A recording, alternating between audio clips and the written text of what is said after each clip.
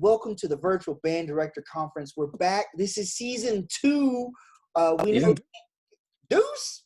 So we know all sorts of things are happening, but we're glad that you're here to join.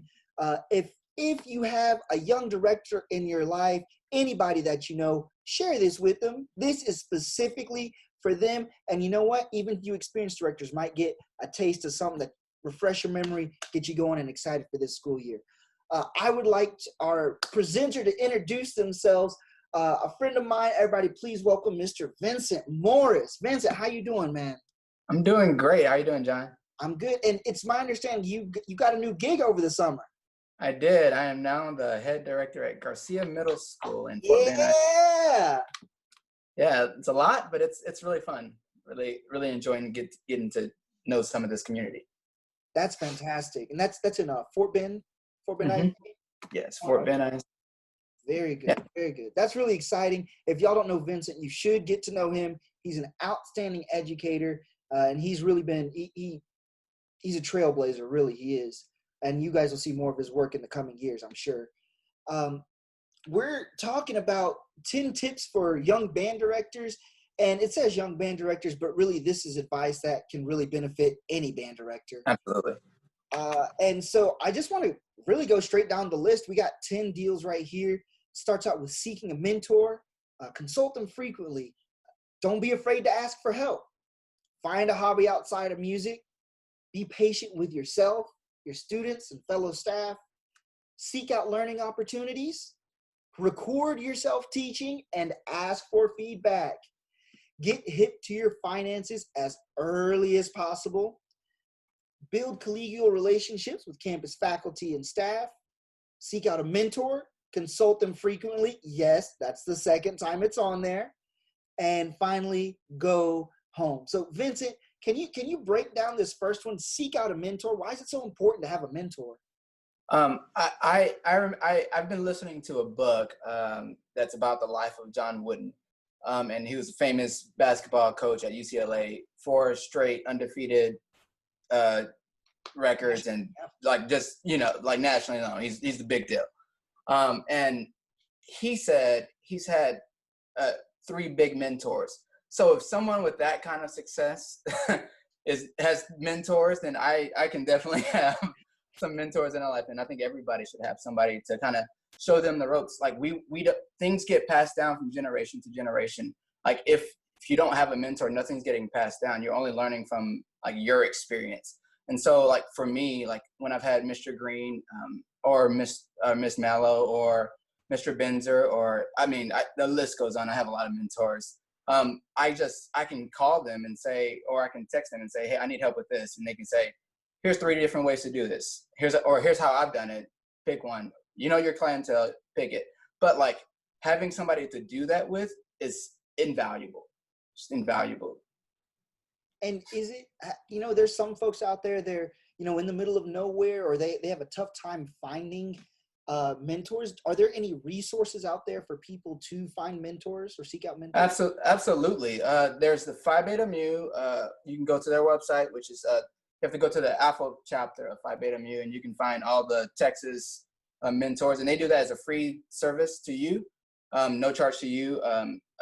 There's a Team EA. They have a mentor program. And VBDC just started a young advisor program where they are pairing young directors with some teachers who have 5 to 10 years of experience, because it's a little closer to like age.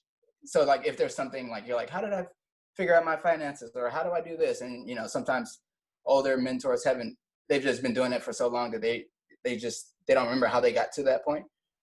So they just started another program too. So that's another option. That's fantastic. Those are really great. And if you're in Texas, and I might be wrong on this, Vincent, correct me if I'm wrong, but folks, if you're in Texas and you're a young band director, I would get linked up with VBDC. They have a fabulous program going on, awesome community. And it's just great to fellowship with people that are doing the same thing you're trying to do. Also, I want to add, there are other Phi Beta Mu chapters around the nation.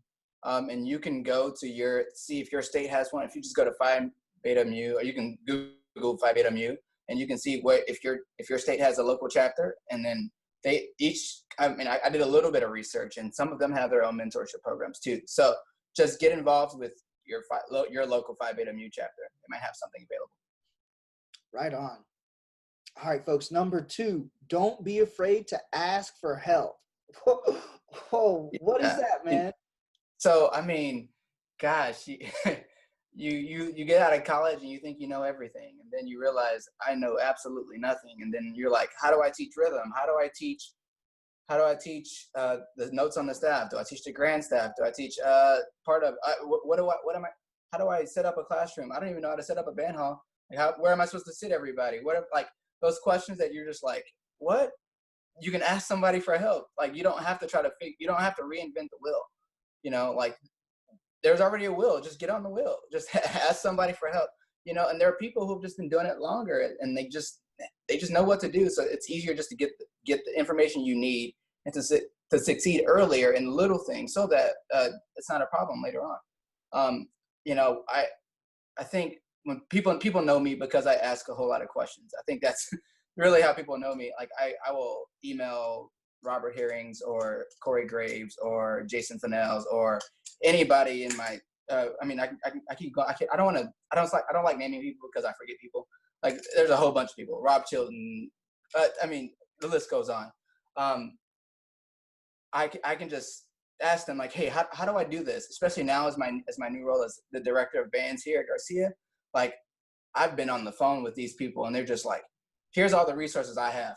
Like, if I wouldn't have asked, I wouldn't have known what to prepare for. Like, so, like, that's just like the reason I ask, like, is because I know I need help.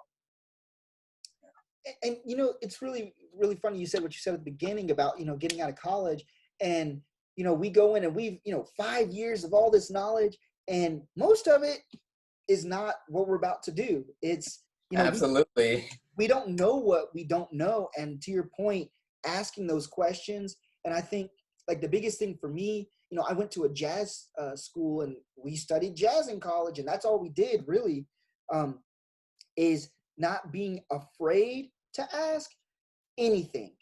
Because there's, to me, there's no question that's too simple or that's stupid to ask if you're asking the right people. Yeah. And I mean, just a good example of, like, sometimes that I would just ask dumb questions. Like, I shouldn't say dumb. They're like simple questions, like you said.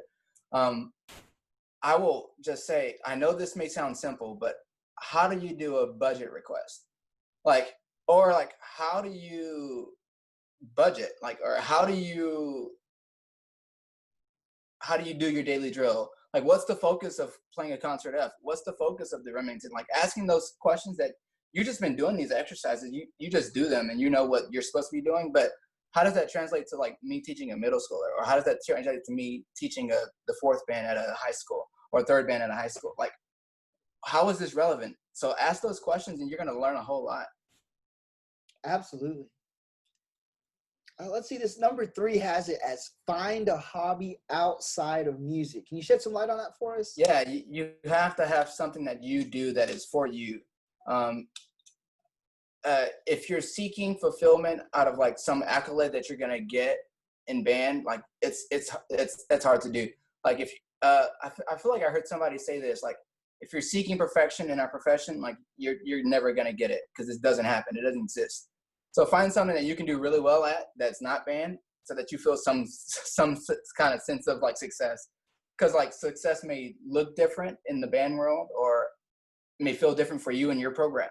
So find something that you really enjoy doing. Like, I enjoy playing basketball, so I go and play basketball.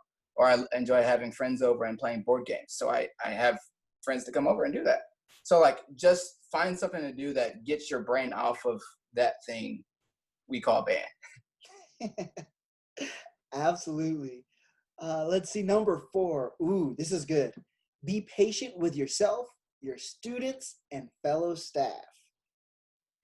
Yeah, I'm still learning it. Yeah, I was talking to I think I was talking to Jason Fennells. He's one of my mentors, and he's oh no, it was Chris Bennett. You can want to edit this. It's Chris Bennett. I was talking on the phone with him about trying not to mess up. I don't want to mess up. I don't want to screw. I just don't want to mess it up. And he's like, you have to be patient with yourself. Like the same way that you were patient when you were a younger director, same thing now. And so like, you're not going to get it right the first time. And that is okay. You're not going to get it right. And you have to understand that you're not going to get it right so that you can have a room to grow. If you set your bar up here, like you're setting yourself up for failure, and you're going to be chasing this bar that you set for yourself that should actually, you shouldn't, I mean, not saying that you shouldn't strive to get better, but you can't set up unrealistic expectations. So like, you can't go into your first job saying, oh, I'm going to come in and change this program and we're going to go to be the next honor band. We're going to do this. It's like, that's not a realistic goal. For you as a first year teacher, it might be like, I'm going to make sure that I have no discipline problems in my band. Like, or I'm going to make sure that every time a kid comes in, they are prepared. Like, and like, that's what you're striving for success. So you have to be patient with yourself. You're not going to be able to hear everything. You're not going to be able to do everything. So be patient with yourself. And you're new to a program. Even if your head director may like do things a little differently, seek to understand and not to be understood first. You know, you have to kind of be patient with everybody because you're new to the staff. Everybody's new. Like, even though me and my co-director have been teaching a long time together, or combined, if we can combine our years, we've been teaching a long time. Like, we still don't know each other. So we're still got to be patient with like, okay, I'm figuring each other out. Like, it just takes time. Everything takes time. So just be patient. You're in this for the long haul, not for the short haul. Oh, that's it right there. Play the long game, not the short game. That's it. You know, when you were talking about that, it made me think about the patience that we have even with our students with, you know, developing the perfect concert F. You know, when the kids come back this year, you know, some of our kids will not have played in almost 6 months. And just that patience of, you know, like a diamond, it's a piece of coal and it goes under extreme heat and extreme pressure for a long period of time before it develops into that. And I feel like, you know, developing that patience, something that I'm still working on my own self, developing that patience to, okay, today, you know, the embouchure was a little bit more firm on the corners and that was better than, you know, the day before, rather than expecting a day and night change every single day. Exactly. Yeah. You have to also, be patient with your students too. Like, I mean, if you're teaching beginners, like that's all you got.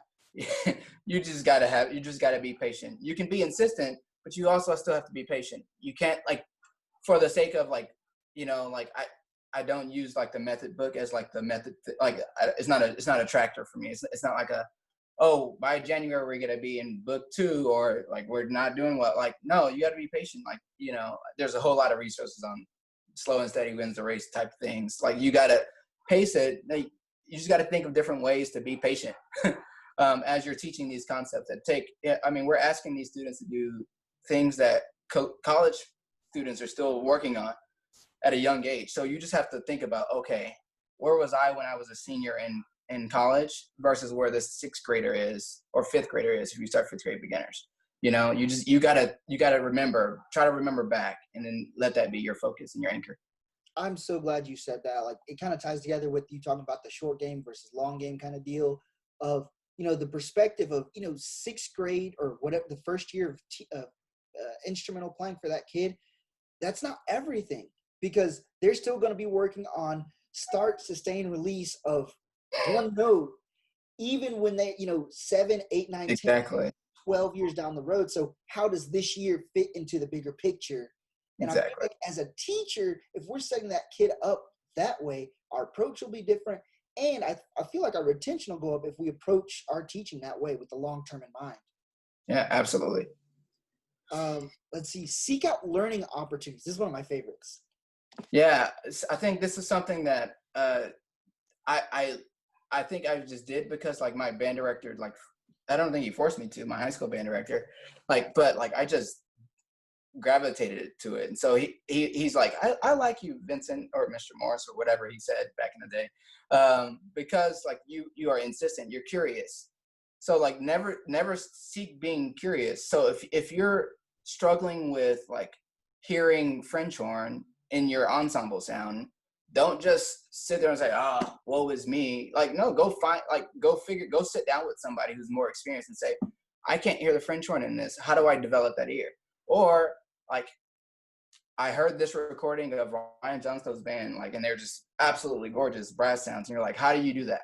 You know, so like seeking those opportunities, it's not only TMA, it's not only TBA, or it's not only your professional development. It's you have to take it personal. It's your personal development as an educator to do the things that you want to do. So like, I'm always asking private lesson teachers, other teachers, just to figure out like, okay, how do I get to, like, I like the way that you sound. How do you do what you do?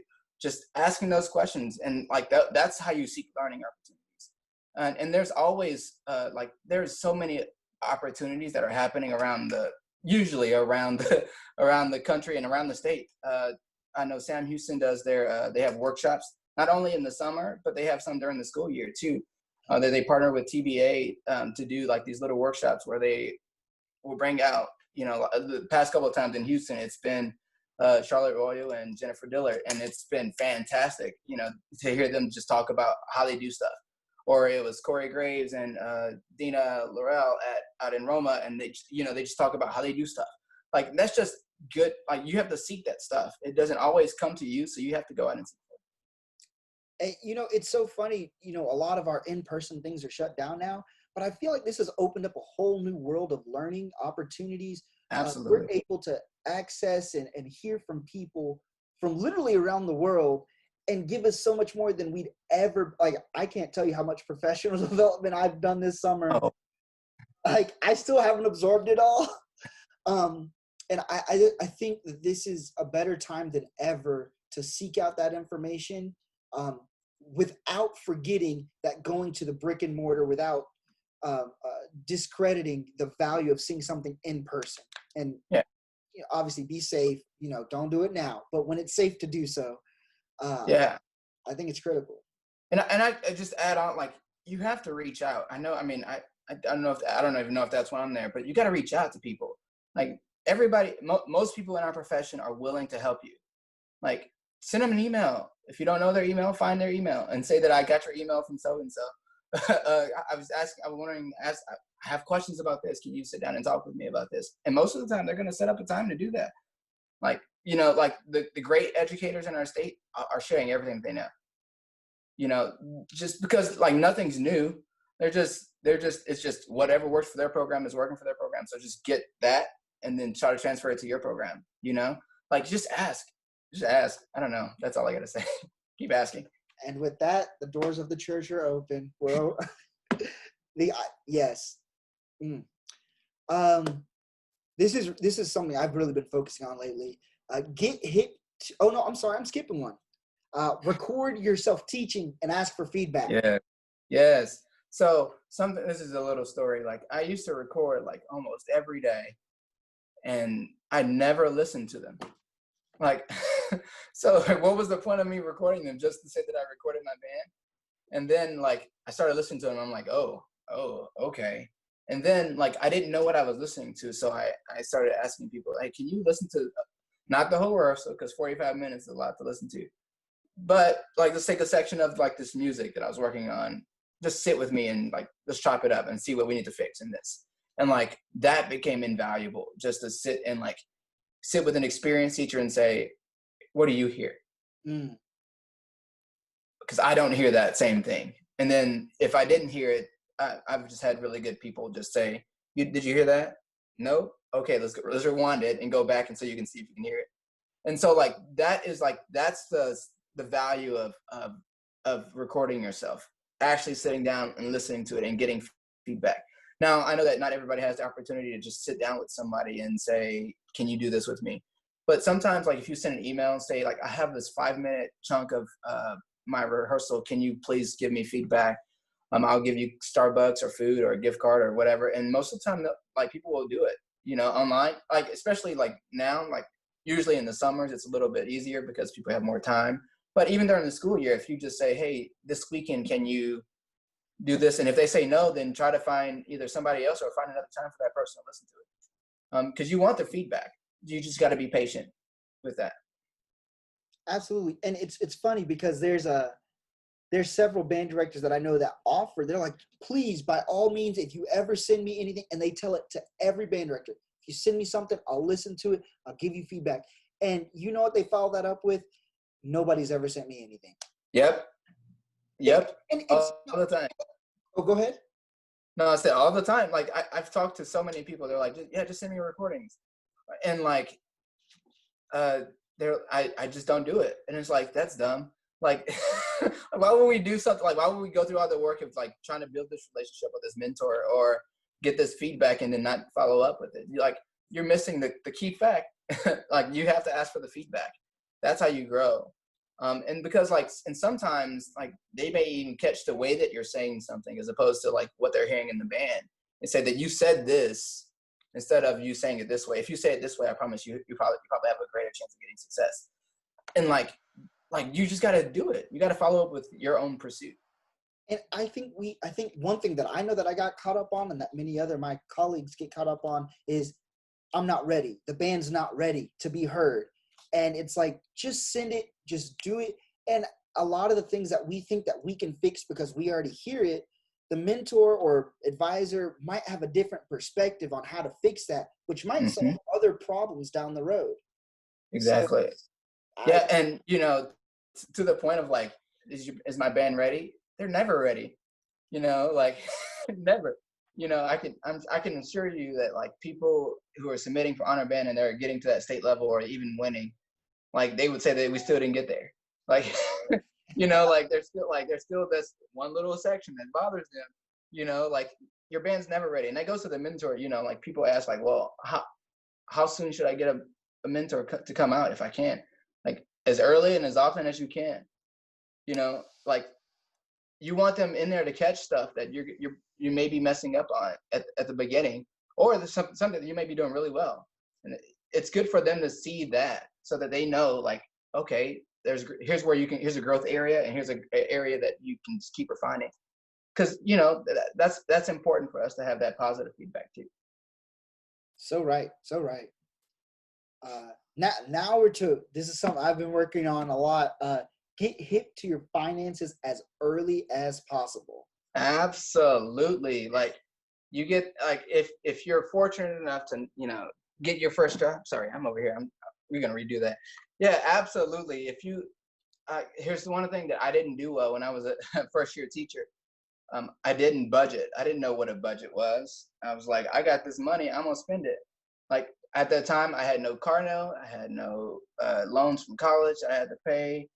I was like, oh, this is fine. I got all this money.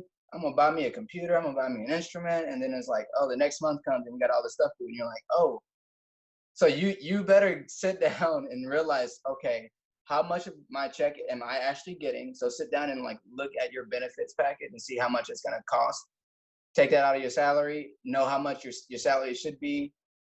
And like it says, get hip with your finances. You got to know like how much money a month do you want to spend eating out? How much money do you want to spend on leisure stuff? So like audiobooks or books or music or professional, your own professional development. Like you just got to sit down and make a budget. Just so.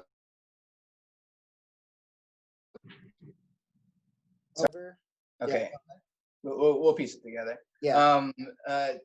So you got to set aside that time set aside that money to do it what you want with it, so like if you're fortunate enough to make more money than you know how to spend, pay off your student loans. If you have student loans, like aggressively attack that stuff so that you just like you're free of debt. Like debt is like the whole like it is almost enslaving. You're like, I can't do anything, and then once you're free from it, it's got no hold on you.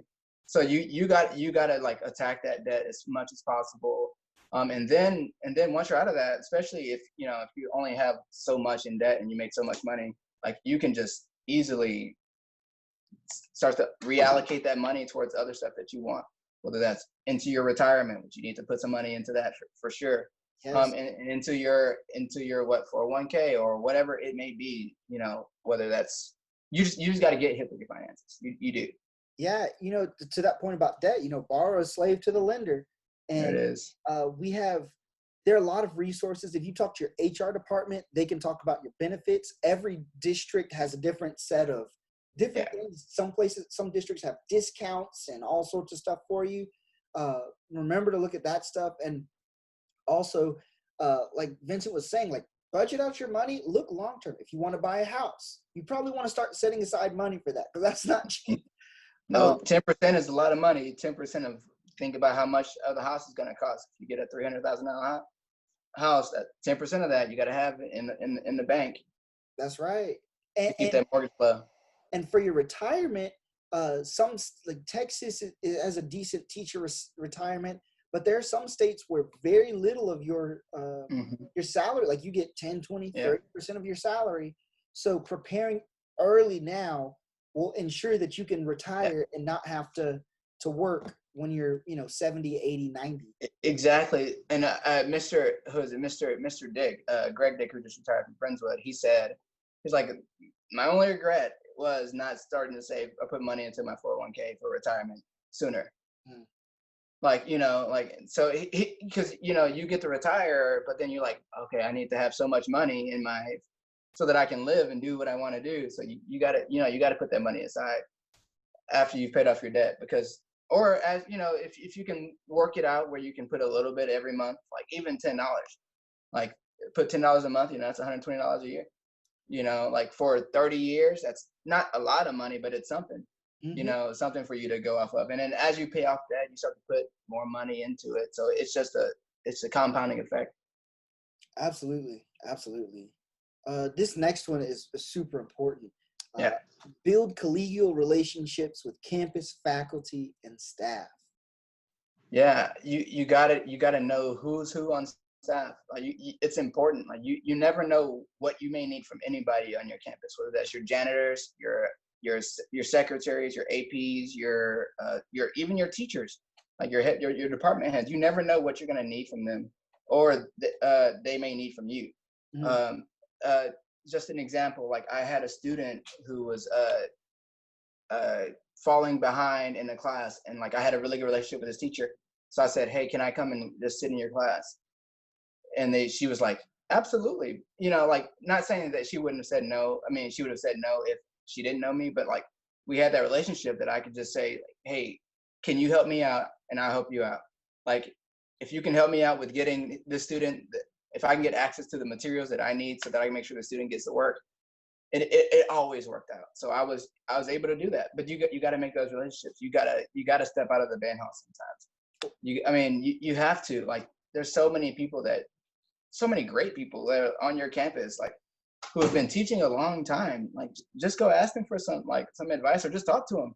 Like sometimes you may be coming in, you're the youngest person on the staff. And there have been people who have been teaching for 30 years.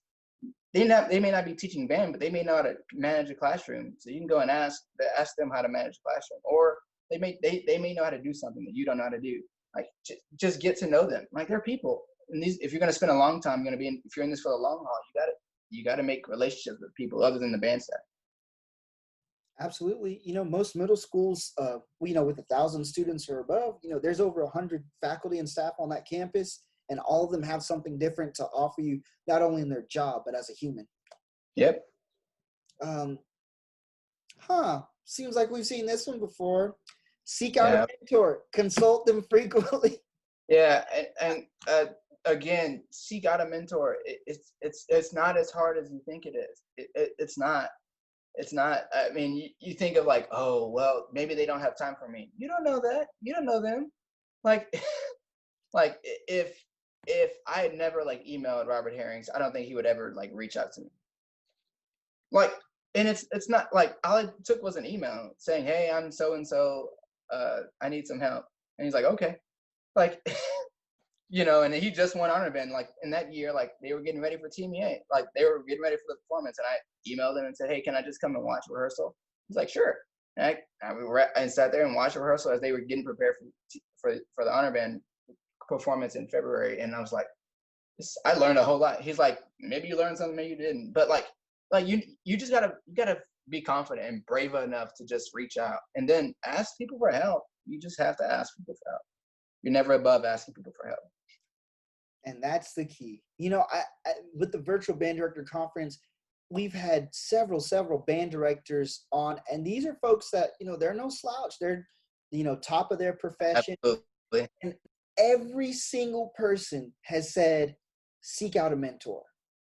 seek it, and all of them have mentors. Absolutely. Absolutely. It's like I said earlier, everything is passed down. Like the way that we learn nursery rhymes, the way that we learn language, the way that we learn how to do anything is passed down. Whether it's visually or somebody telling us like to do something, or us repeating something. Like the way you learn your ABCs, it's all passed down. Like everything that we know about everything is passed down from generation to generation. So you have to ask the previous generation how they did stuff, because it worked. There it is. And then here we're at our last one, and it's 2 words: go home. It can wait until tomorrow. I again, like I said, I've been reading some books about John Wooden, and one of the things he says, if you can't get it done today, and this, I think this comes down more of like organizing your time, scheduling your time. You have to be super efficient with what you're doing, because if you say, I can get to it tomorrow, I'll get to it tomorrow.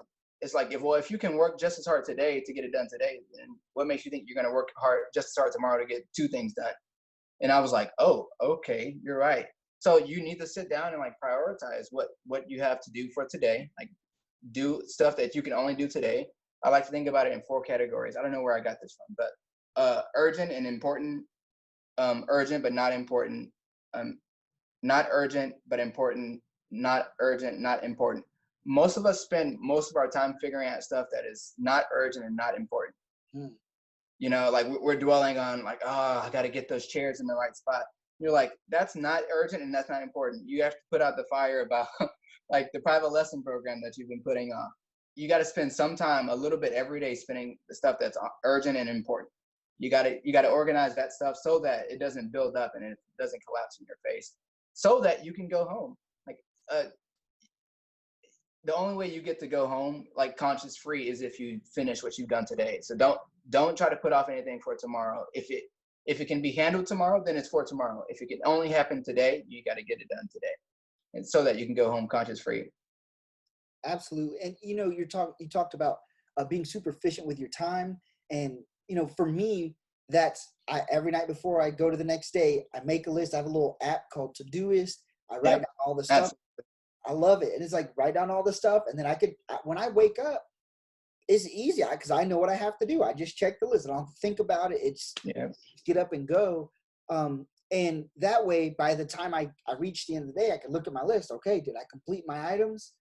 And then otherwise, the days that I didn't do that, I'd be at the school until 7, 8 o'clock, and I made best friends with the custodial staff, but I probably should have been at home, Yeah. I mean, I learned so many valuable things from Michael Dick, who I was with at Irons. And like, at 5:30, he was like, I'm gone, bye. Like, I'm like, oh, I ain't gonna stay here. Like, so I learned to be more efficient with my time. I'm like, I gotta go home too. He's like, and like for me, like I have a family at home. I gotta get home and see my kids. If I don't get home, then I may not see them. Like, and that's not fair to them.